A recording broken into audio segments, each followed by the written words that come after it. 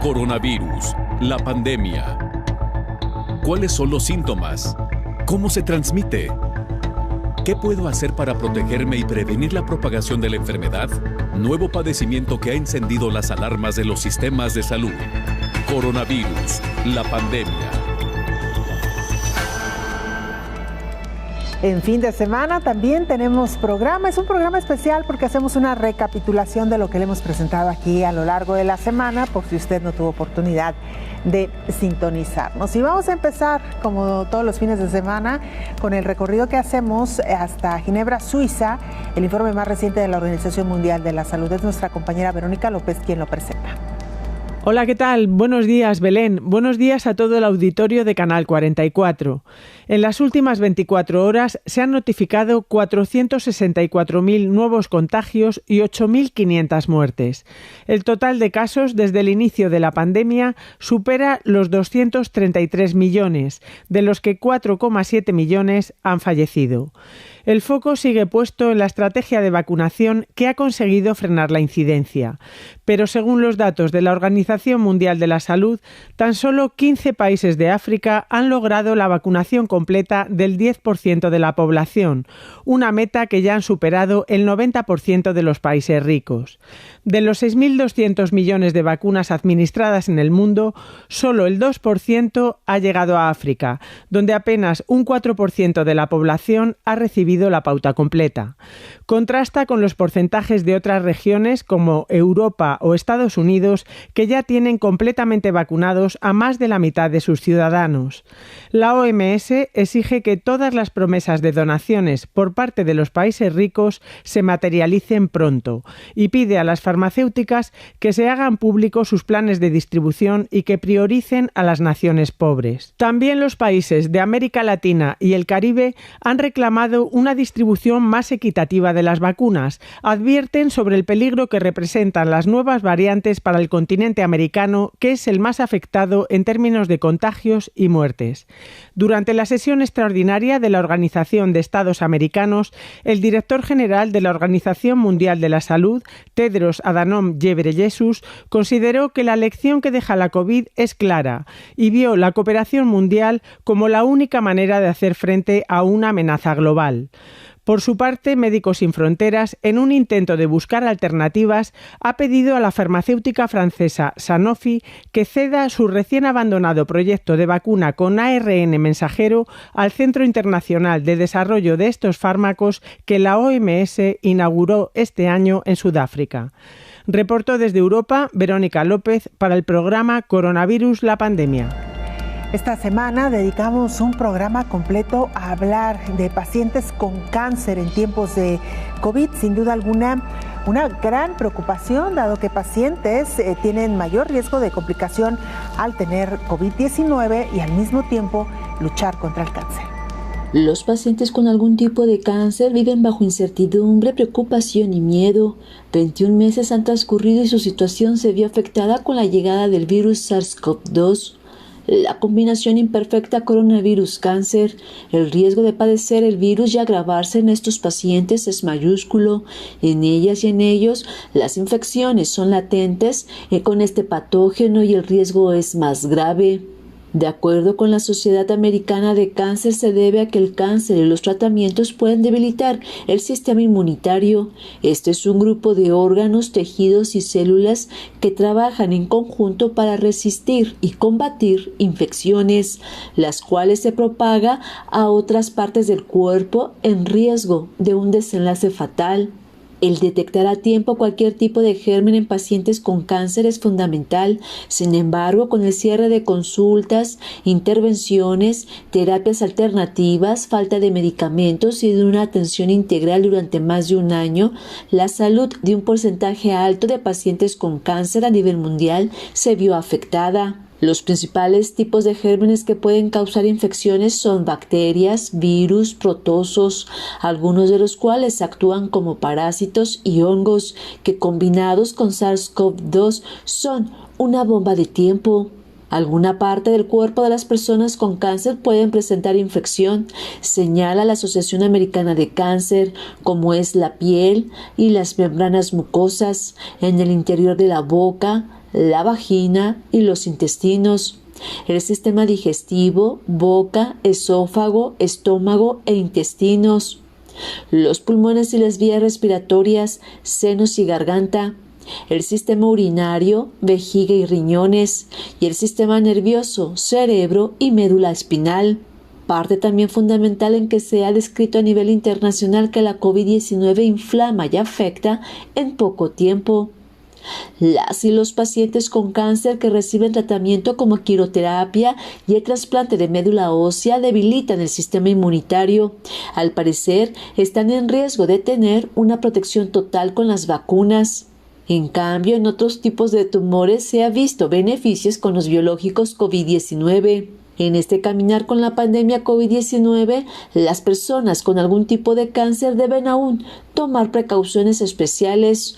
Uno de los mayores retos del sistema de salud es brindar una atención integral, informó Isaura López Villalobos.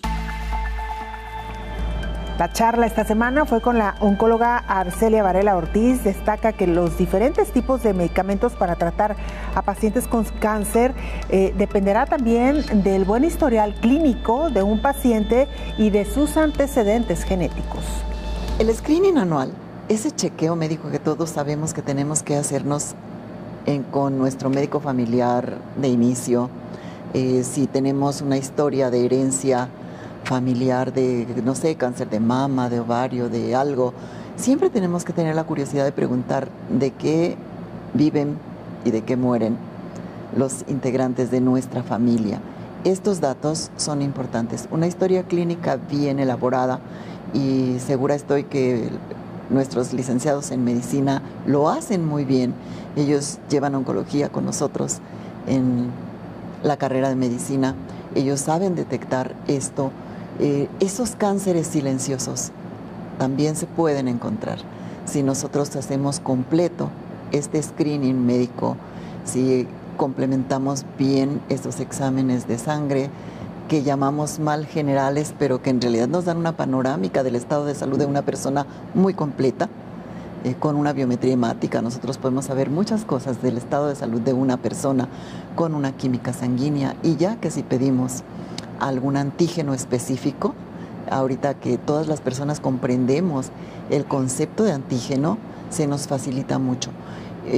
Pues con mayor razón podemos dar con este tipo de problemas. Y los estudios de imagen y una buena exploración, que finalmente todo esto nos lleva pues a un buen chequeo médico, a un buen screening, a una buena historia. Y sí se detectan en tiempo. Los perdemos en las mujeres por pudor, en los hombres por miedo. El cáncer de por sí es una enfermedad que impacta a nuestros pacientes. De pronto creo que nadie podríamos tomar su lugar ni por 30 segundos. Entonces, si a eso le agregamos el pánico generalizado a esta enfermedad nueva de COVID, se duplica el temor, se duplica el riesgo. Y no podemos nosotros ocultarle a este paciente, porque les hablamos siempre con la verdad de su estado de salud, que es un paciente inmunodeprimido, que es un paciente que tenemos que cuidar más exhaustivamente que al resto de nuestra familia, que al resto de nuestros pacientes, de contagios no solo de COVID-2, sino de cualquiera otra bacteria, de Monilia, de estreptococos, estafilococos, de cualquiera. Entonces, ahora, con esta nueva enfermedad, por supuesto, nuestros pacientes están enterados y están afectados psicológicamente, y ellos preguntan, ¿qué puedo hacer? Y hay recursos para que ellos aumenten sus anticuerpos, y se deben aplicar, se deben hacer. Y surgen muchas preguntas, por supuesto, surgen muchas, porque nuestro paciente con cáncer lo tenemos en diferentes etapas, en diferentes estadios, en diferentes fases de su tratamiento. Diferentes órganos. Diferentes órganos en nuestro cuerpo.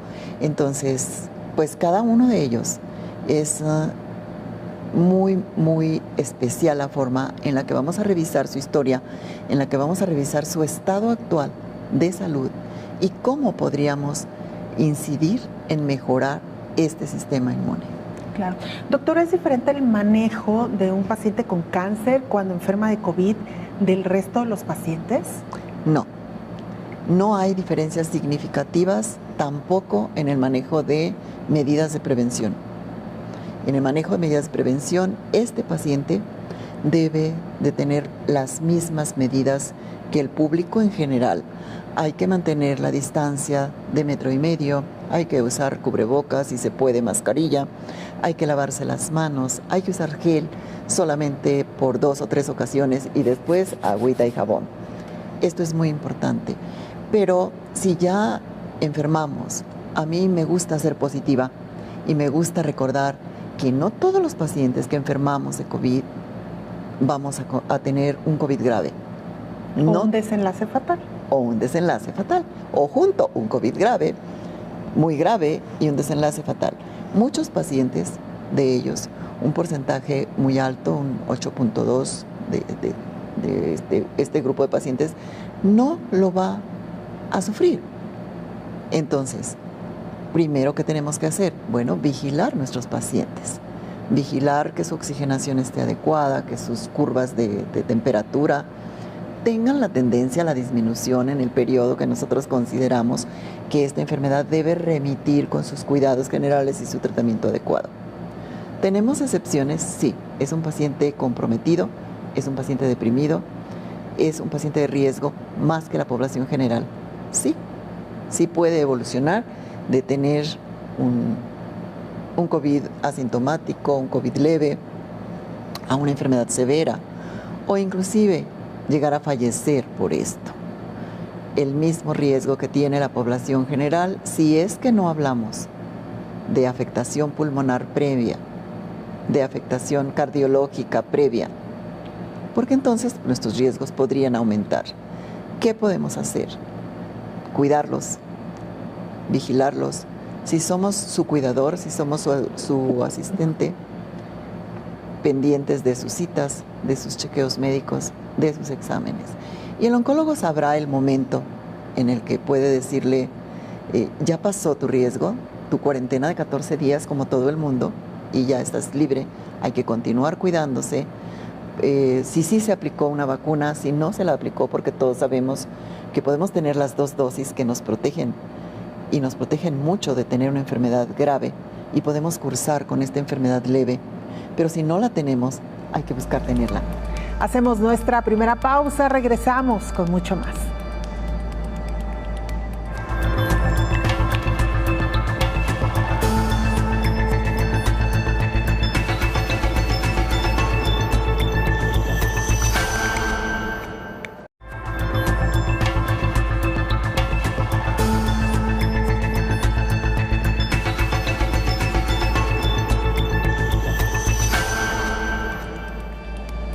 Científicos analizan el caso de un paciente con linfoma que al contagiarse de COVID-19 se curó. Siguen los analistas pues dando seguimiento a este caso porque podría sí tener relación, pero muchos creen que pudiera tratarse de una coincidencia.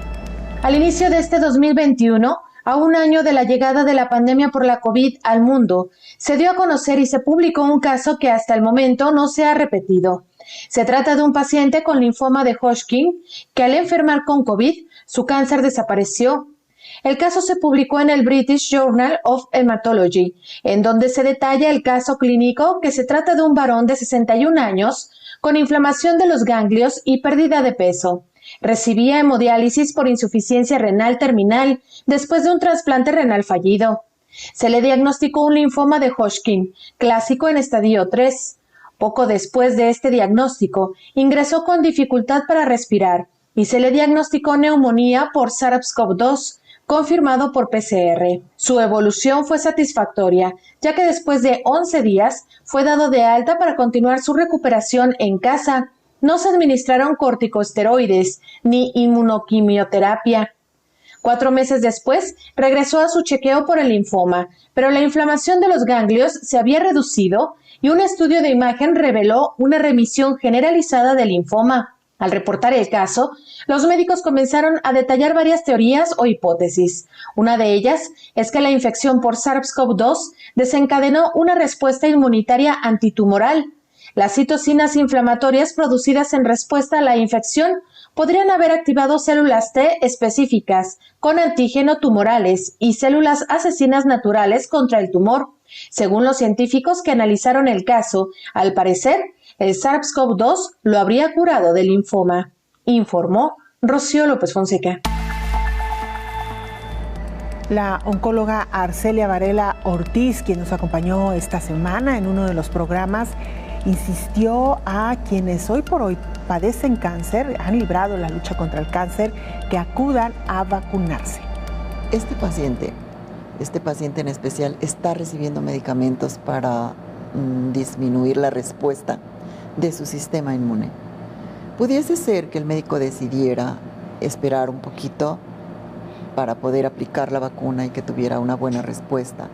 Por supuesto, es un paciente que tiene mayores posibilidades de tener un COVID grave y de evolucionar a un tratamiento más intenso. Esperemos que hasta ahí.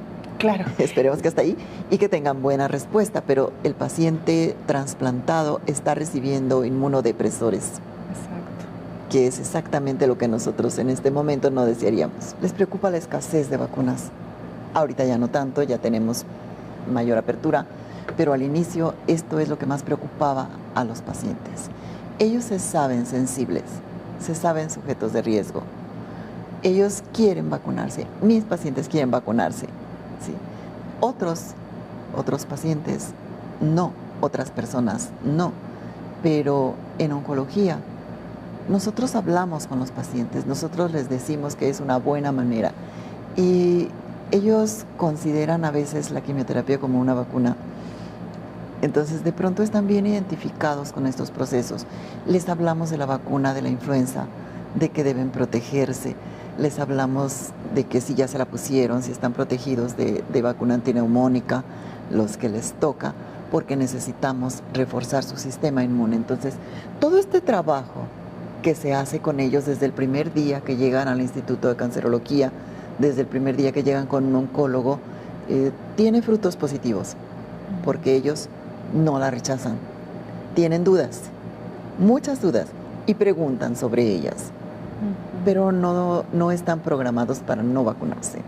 Claro. Ahora, doctora, científicamente, tratando de explicarlo de la manera más sencilla, ¿cómo actúan las vacunas y por qué, en teoría, no deberían de tener una afectación a aquellos pacientes que tienen cáncer? Es decir, si una persona, vamos a poner un ejemplo concreto, una persona que tiene cáncer de mama, por ejemplo, vamos poniendo cáncer de mama, ¿esta vacuna actuaría en otras partes del cuerpo? ¿Iría a donde está el cáncer? Viéndolo un poco esquemáticamente, ¿cuál sería el efecto de una vacuna? El efecto de una vacuna es, para empezar, no se ponen vivos estos virus, ni siquiera virus atenuados.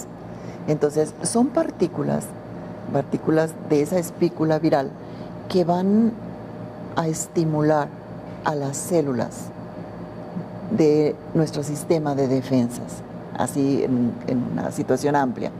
Lo van a estimular y son pequeñas partículas que van a estimular a muchas células. Y estas células, con ese pequeño estímulo de esa proteína, que funciona como un antígeno, como un impulsor, van a producir anticuerpos específicos para la enfermedad. Este mecanismo es el mismo para todos los seres humanos. Funciona igual en nuestros pacientes oncológicos. Es muy bueno. Lo único que estaría contraindicado aquí serían vacunas con virus atenuados, con virus completos, por decir de alguna manera. ¿Por qué, doctora? Porque en un momento dado no sabemos cómo reaccionaría este sistema inmune, si permitiría una replicación. Pero estas vacunas, estas que se están poniendo ahorita, que son con partículas de RNA, con partículas de ADN, no están replicando virus, están estimulando células de tu cuerpo para que produzcan defensas. y estimulan a muchas células. Por eso también están funcionando algunas de ellas en las nuevas variantes de COVID. Esto es un mecanismo muy importante porque la gente piensa, ¿me va a dar COVID? No, no le va a dar COVID con la vacuna. Puede tener alguna leve reacción, como muy similar a una alergia, por llamarlo de alguna manera, ¿sí? Pero no le va a dar COVID, porque no le estamos inoculando virus. Esto sería una contraindicación, sobre todo en sujetos de riesgo. Entonces, esto no sucede así. Las vacunas hasta ahorita, todas las que se están aplicando, todas son seguras, todas se pueden aplicar. Doctora, pero es importante eso que usted menciona. En el caso de los pacientes con cáncer, ¿se recomendaría entonces las vacunas de ARN mensajero sobre aquellas que tienen plataformas, digamos, más tradicionales como virus atenuados? No están indicadas las de virus atenuados.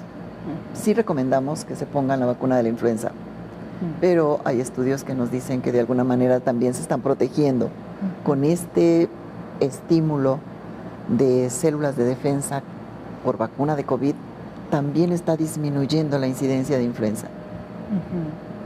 Entonces, la otra causa, antes de que tuviéramos esta vacunación ahora tan importante, ahora tan masiva, que es muy bueno, recomendábamos mucho, ve y ponte tu vacuna de todas maneras, ¿sí?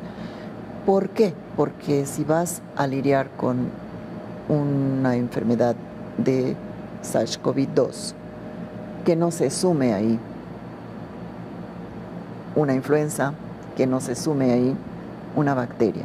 Y si se sumó una bacteria, para aquellos que ven que no hay tratamiento contra COVID con antibióticos, el médico responsable de su paciente es el que sabe el estado de su paciente. Esto siempre lo voy a reiterar.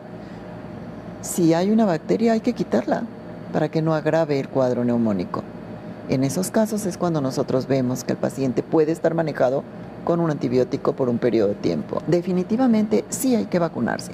El consejo sería que tu oncólogo haga una analítica a tu estado general en este momento para ver, y si su biometría hemática, que ellos la conocen muy bien, nos permite estimular, entonces hay que aplicar la vacuna. En algunos momentos no se podrá. Es un médico tratante el que decide el momento. Recientemente ha habido publicaciones en España, por ejemplo, en las sociedades oncológicas, de estudios que se están haciendo donde recomiendan una tercera dosis, un refuerzo en una tercera dosis, al grupo de pacientes vulnerable, como son los ancianos y los pacientes con cáncer o sobrevivientes de cáncer. Entonces, ¿son seguras? ¿Cuál es segura? La que a usted le pongan. La que le toque. La que le toque. Y esto solamente quizá revisar el momento oportuno para aplicar esta Pregunte vacuna. a su médico, pregunte a su oncólogo. Usted probablemente esté adscrito a una institución. Pida una cita, platique con su médico. Debe haber un vínculo entre su médico y usted, en donde usted le pueda preguntar. Mis pacientes me pueden mandar un WhatsApp día y noche. Le pueda preguntar si puede o no en este momento aplicarse su vacuna. Yo resuelvo muchas dudas de esas, inclusive de otro tipo, de mujeres embarazadas, acabo de tener una diarrea, me puedo vacunar, me acaba de pasar la gripita, ¿cuánto tiempo me espero? 2 dosis y quizá hasta una tercera de vacuna contra COVID-19 brinda una protección muy importante que requieren los pacientes con cáncer.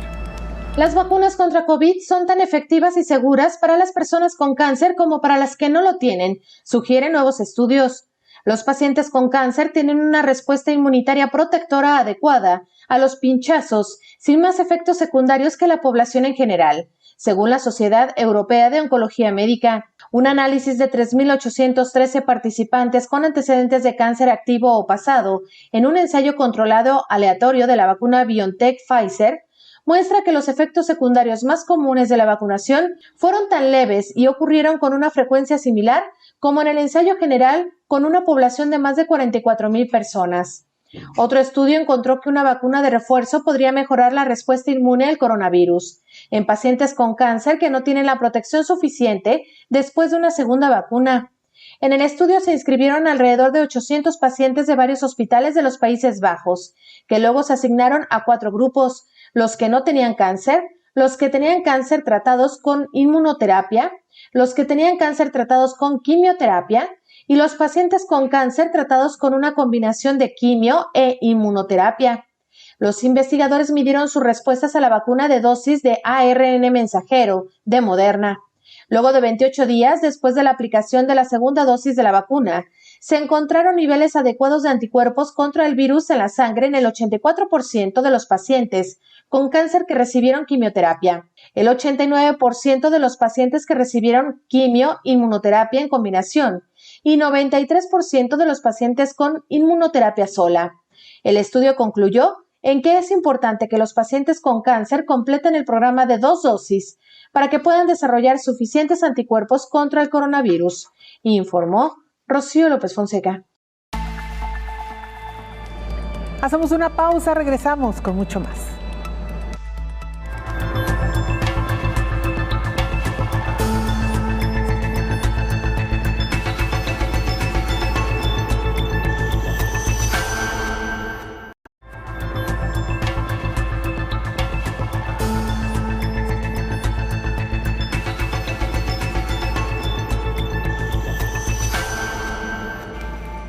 La pandemia de COVID-19, pero también las enfermedades crónicas, evidencian la fragilidad de los sistemas de salud en el mundo.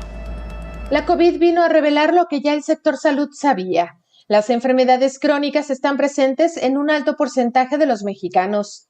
Se trata de otro tipo de pandemias, de las enfermedades crónicas degenerativas, como la obesidad, diabetes e hipertensión, que no son exclusivas de México y que muestran cifras alarmantes para los sistemas de salud, mucho antes de la llegada de la COVID-19. Si hay algo que este virus ha mostrado es que los hábitos en salud importan. Las personas de cualquier edad con otras patologías podrían correr mayor riesgo de enfermarse gravemente a causa de la COVID-19. Desde el inicio de la pandemia, se detalló que las personas con afecciones cardíacas presentan un mayor riesgo de enfermarse gravemente a causa de la COVID-19, ya que puede dañar el sistema respiratorio y dificultar el funcionamiento del corazón. Cuando una persona con diabetes presenta una infección viral, su tratamiento puede complicarse severamente, especialmente con la COVID, pues el sistema inmune se encuentra comprometido, provocando que la recuperación se vuelva más difícil. La obesidad grave u obesidad mórbida aumenta el riesgo de presentar complicaciones a causa de la COVID. Incluso, el manejo por parte de los trabajadores de la salud se complica sobremanera debido a que es difícil el manejo intrahospitalario. Por tanto, los especialistas piden que las personas mantengan en parámetros normales y en control sus padecimientos, y al presentar síntomas como fiebre, tos, irritación en la garganta y sienta que le falta el aire, requiere una valoración médica, informó Rocío López Fonseca. Esta semana también dialogamos con el cardiólogo Carlos Arellano para hablar de los pacientes con cardiopatías o de las afecciones que está provocando COVID-19 en un órgano tan importante con el corazón. Para empezar, nos dice el cardiólogo que hay muchos pacientes que fueron diagnosticados con COVID-19 y que no sabían que tenían una enfermedad subsistente. Aquí en este rol de la exploración anual de chequeos de los pacientes, juegan un rol fundamental los médicos de primer contacto, los médicos de familia, los médicos generales que trabajan en las clínicas familiares.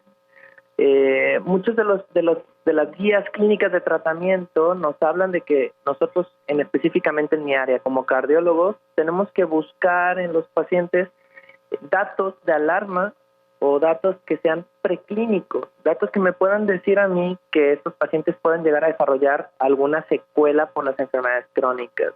Entonces, en una exploración de chequeo general, que estos médicos nos ayudan muchísimo, es revisar el fondo de ojo, ¿no? Que es una exploración ocular que es muy importante porque ahí podemos ver cambios de la hipertensión o de la diabetes antes de que el paciente desarrolle problemas de visión. Revisión de pulmones, revisión del corazón, algún soplo, algún ruido extra ahí que pudiera estar manifestándose, ver cambios en los exámenes de sangre o en el examen de orina que no necesariamente estén hablando ahorita de una enfermedad establecida, pero que sí, si eso no lo ponemos atención y si no hacemos modificaciones, va a terminar convirtiéndose en un daño renal, en un infarto, en datos de insuficiencia cardíaca. Entonces, es muy importante estas revisiones anuales. A veces en los exámenes pueden no haber muchas manifestaciones, pero sí al momento de revisar al paciente podemos ver cambios que me sugieran que si no intervengo ahí, si no empiezo a hacer ajustes en mi paciente, si no hago énfasis en lo que es el adecuado control de sus medicamentos, del ejercicio, la alimentación y demás, pues entonces eso va a terminar desarrollando un daño a órgano, que es cuando ya muchas veces los vemos nosotros, ¿no? Yo siempre les digo a mis pacientes que el ejercicio y la dieta son la base fundamental para un buen control de la presión y de la diabetes también. Al final son hábitos que uno crea, son estilos de vida sanos, los cuales no estamos acostumbrados a tener y que al final debemos de tratar de controlar a nuestros pacientes con la menor cantidad de medicamento posible. Y para poder lograr eso, pues necesito un estilo de vida sano. Y eso depende de una actividad física constante, regular, aeróbica y una alimentación adecuada. Lamentablemente confundimos el hacer ejercicio con el tengo que pagar un gimnasio, tengo que pagar una alberca, tengo que comprar equipo caro, y no necesariamente es así.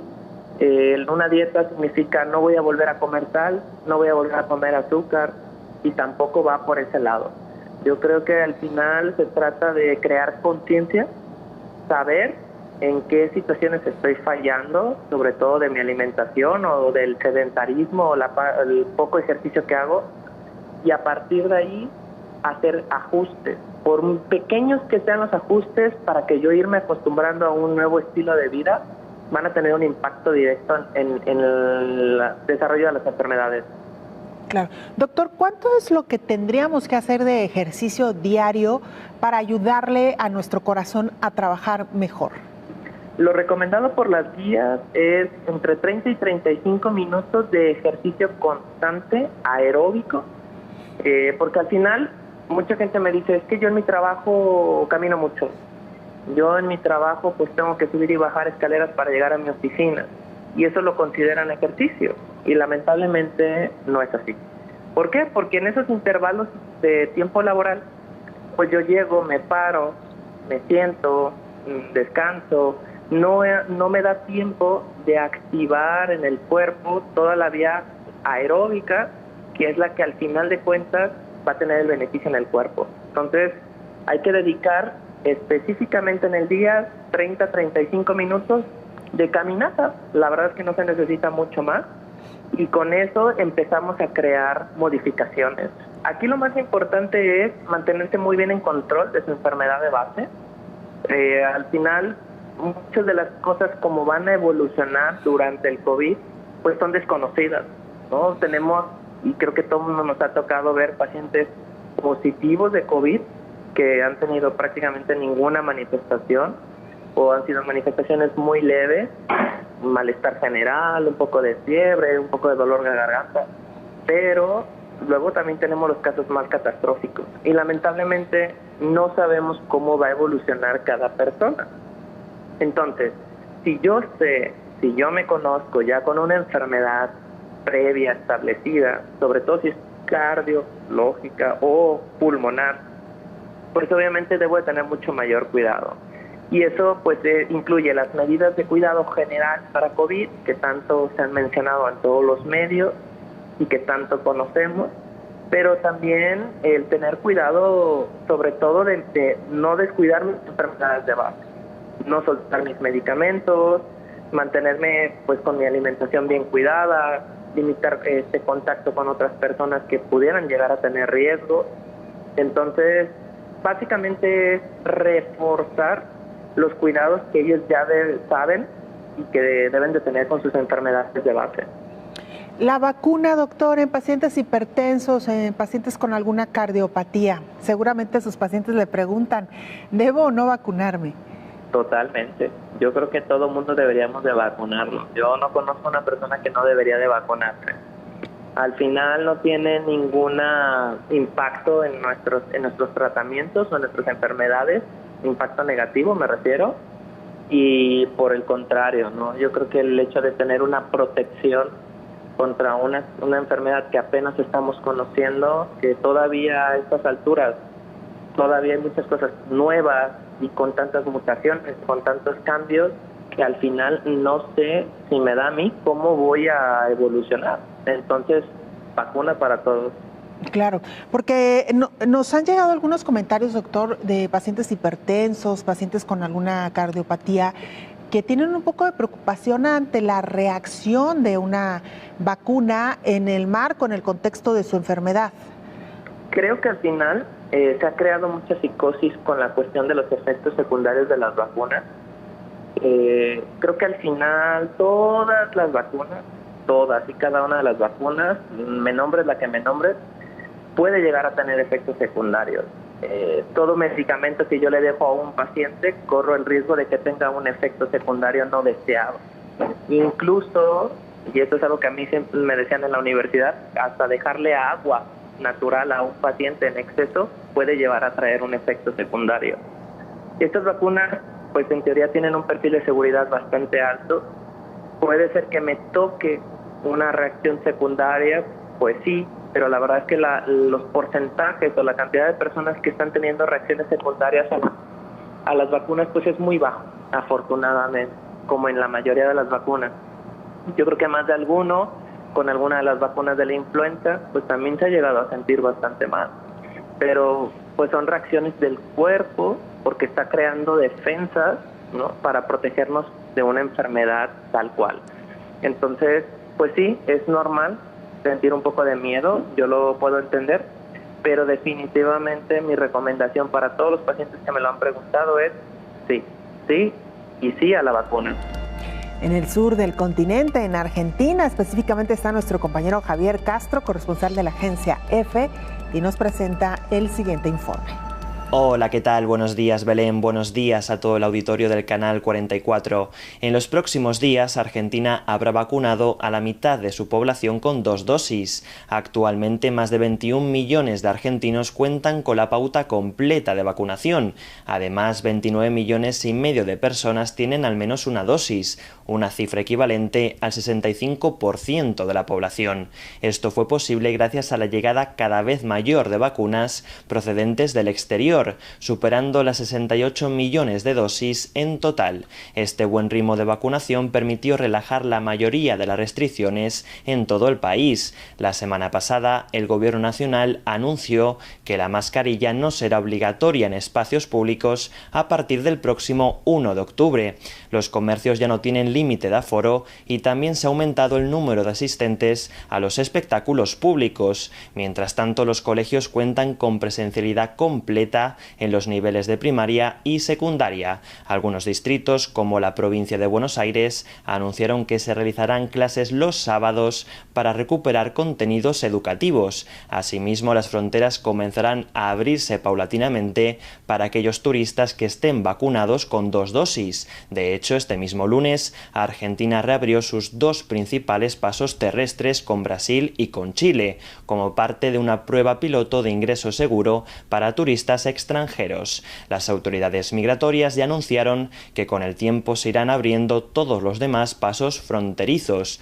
Todas estas flexibilizaciones fueron posibles en un contexto de fuerte caída de los contagios. El número de nuevos casos lleva más de 3 meses consecutivos descendiendo, pese a la presencia de la variante Delta en varios distritos del país. Asimismo, la cifra de muertos ha bajado más de un 50% en las últimas 2 semanas, con una media de 60 fallecimientos diarios en los últimos 7 días. Javier Castro reportó desde Argentina para el programa Coronavirus, la pandemia. Una pausa, la última, regresamos con más noticias.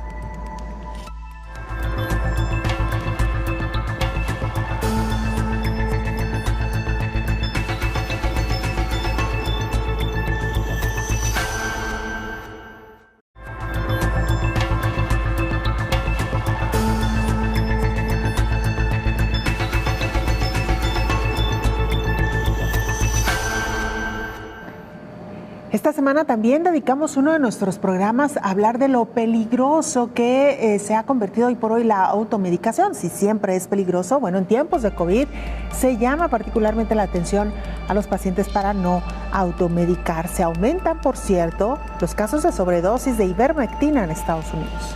El Sistema Nacional de Datos de Envenenamientos en Estados Unidos reportó un aumento de 133 a 459 casos por automedicarse con ivermectina, un medicamento usado para caballos, pero que algunas personas creen erróneamente que trata la COVID, informó el medio NPR. Por otro lado, la asociación UC Health señaló que un médico que creció en una granja para caballos advierte que las personas no deben tomar el medicamento porque no es un antiviral. No está diseñado ni destinado para tratar el coronavirus, dijo George Hefner, jefe de medicina de UC Health en Colorado. La recomendación del doctor es vacunarse y usar la mascarilla, que las personas confíen en sus proveedores de atención médica y no en las redes sociales para tomar las decisiones. Ante la propagación de la falsa idea de usar ivermectina como antídoto contra COVID, la propia empresa que la fabrica, Merck, emitió un comunicado en el que advierte que los científicos de la compañía han examinado cuidadosamente los hallazgos de todos los estudios disponibles sobre el fármaco para el tratamiento de COVID en busca de evidencia de eficacia y seguridad. Su análisis ha demostrado que no hay base científica para un efecto terapéutico potencial contra COVID-19 de estudios preclínicos, que no hay evidencia significativa de actividad clínica o eficacia clínica en pacientes con enfermedad con COVID y que existe una preocupante falta de datos de seguridad en la mayoría de los estudios, informó Elizabeth Ortiz. El infectólogo, nuestro experto, el doctor Héctor Raúl Pérez Gómez, advierte sobre los riesgos de usar medicamentos no prescritos para tratar la enfermedad de COVID-19, por ejemplo, los corticosteroides. Los corticosteroides, Belén, en personas con hipertensión pueden descompensar el nivel de presión arterial y en personas con diabetes también pueden elevar las cifras de glucosa, aún estando con medicación apropiada para la diabetes. Entonces, los corticosteroides son fármacos que deben ser prescritos, porque en el caso de COVID no está indicado un corticosteroide como la dexametasona, que es el que más comúnmente utilizamos, en el paciente que tiene buenos niveles de oximetría, en el paciente que no tiene un compromiso respiratorio significativo, en el paciente en el que vemos que hay estabilidad cardiovascular, en el paciente en el que no estamos viendo datos clínicos o laboratoriales de hiperinflamación. En ese paciente no hay indicación para el uso de corticosteroides y sí vemos comúnmente esa automedicación. Personas que escuchan que la dexametasona es importante en el COVID, sí es importante, muy importante. Diría yo que incluso fue parteaguas en el manejo de estos pacientes, pero bajo escenarios perfectamente establecidos, escenarios perfectamente definidos, como también otros medicamentos antiinflamatorios conocidos como anticuerpos monoclonales, inhibidores de citocinas proinflamatorias, fármacos que por cierto son muy caros, pero que tienen también una indicación muy precisa en un momento específico de la evolución del paciente con COVID. Otra situación muy común que vemos y que es inapropiada en el manejo del paciente con COVID es el uso desde el inicio de algunos antivirales que no tienen nada que ver contra el SARS-CoV-2. Por ejemplo, oseltamivir, que es un antiviral útil contra la influenza, muy útil contra influenza, pero que no tiene ninguna utilidad contra este nuevo coronavirus SARS-CoV-2. Vemos el uso de antibióticos. Por ejemplo, es común encontrarnos con recetas, prescripciones de ceftriaxona, una cefalosporina de tercera generación que se puede administrar por vía intramuscular o por vía intravenosa. No tiene nada que hacer un medicamento así en un paciente con COVID, salvo que esté bien documentado que ese paciente que tiene COVID, que es una infección viral, ha tenido ahora una infección bacteriana secundaria al COVID, lo cual sí puede ocurrir, pero necesita documentarse bien para que se pueda respaldar el uso de ese antibiótico. Y luego, Belén, algo que también vemos con mucha frecuencia en esa autoprescripción son medicamentos para generar mayor expectoración, para ayudar a la expectoración. En el COVID, en general, no se produce habitualmente expectoración en el árbol bronquial. El COVID es una enfermedad que más bien tiene tos seca, una tos que está relacionada con la inflamación de los alvéolos, con la inflamación de la parte conocida como intersticio y no tanto con la parte bronquial. Entonces, vemos pacientes que empezaron a tomar jarabes para expectorar y efectivamente sí empiezan a expectorar, pero eso les genera más tos, una tos conocida como paradójica, cuando no tenían motivo para estar tomando un medicamento expectorante. Y algo también muy delicado que vemos mucho en esa autoprescripción son los broncodilatadores, Belén. El paciente que tiene COVID-19 tiene indicación para recibir un broncodilatador si tiene broncoespasmo. Es decir, si el bronquio se ha cerrado, se ha constreñido, y lo podemos identificar incluso clínicamente con el estetoscopio. Escuchamos los pulmones, escuchamos algo que se llaman sibilancias, es ese como silbido que tiene el paciente está con algo de dificultad respiratoria, estamos escuchando sibilancias, bueno, ahí hay indicación para un broncodilatador. Pero frecuentemente vemos a pacientes sin compromiso respiratorio importante, con oximetrías normales por arriba de 94 y están o inhalando o se están utilizando nebulizaciones con broncodilatadores o están tomando broncodilatadores. ¿Y qué podría generar como riesgo un broncodilatador? Bueno, muchos de los broncodilatadores pueden generar taquicardia, pueden generar hipertensión arterial, y si no hay indicación, bueno, ¿para qué está ahí un fármaco de esta naturaleza? Yo creo, Belén, que es muy importante recordar a nuestra amable audiencia lo siguiente. El 85% de los pacientes con COVID-19 tienen formas leves de COVID que se pueden manejar solo con medicamentos sintomáticos. Un medicamento que ayude a controlar la temperatura en el paciente que tiene febrícula.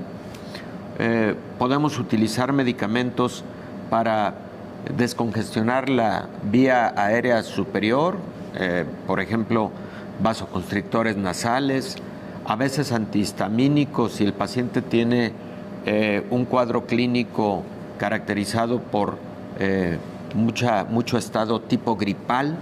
Bueno, podemos utilizar medicamentos de esa naturaleza como medicamentos sintomáticos, analgésicos si el paciente tiene cefalea, etcétera, pero nada más. No necesitamos utilizar más fármacos, no necesitamos ir más allá. Insisto, 85% de los pacientes tienen COVID leve.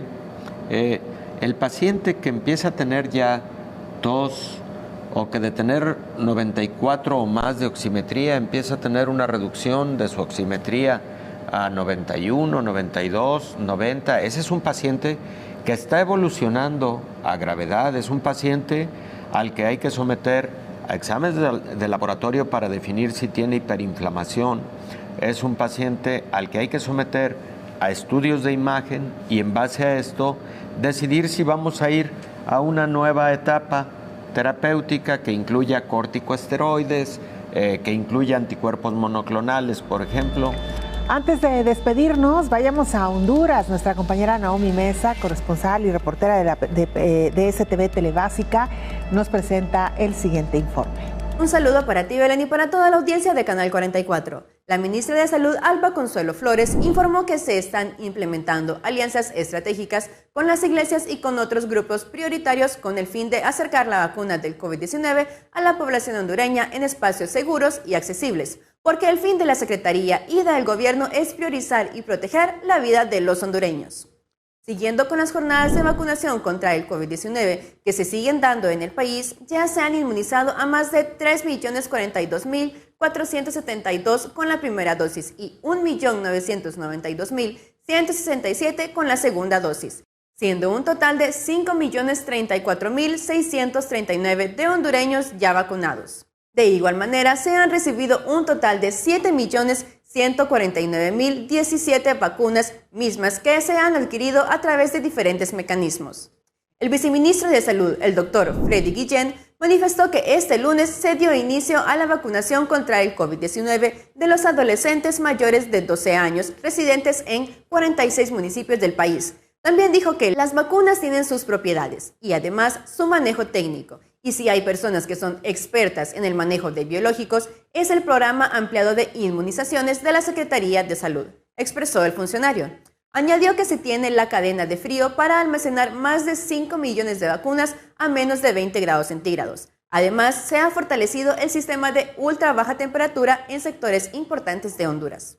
Honduras registra un promedio semanal de más de 950 casos positivos, con un promedio de 7 muertos diarios por esta enfermedad. El epicentro se encuentra en Francisco Morazán, donde hay un total de 110.840 casos confirmados, seguido del departamento de Cortés con 82.623 y el departamento de Lloro con 20.689 casos. La Organización Mundial de la Salud recomienda a toda la población vacunarse, debido a que las vacunas salvan cada año a más de 1 millón de vidas. Honduras ya sobrepasa los 363.017 casos positivos por COVID-19. Se reportan al menos 108.939 personas recuperadas, con el lamentable deceso de más de 9.679 hondureños. Le recordamos a la población que se cuiden en todo momento. Las vacunas no impiden el contagio, por lo que no deben olvidar las medidas de bioseguridad y que de no ser necesario no salgan de su casa. Para Coronavirus la Pandemia, informó Naomi Mesa de STVE Telebásica.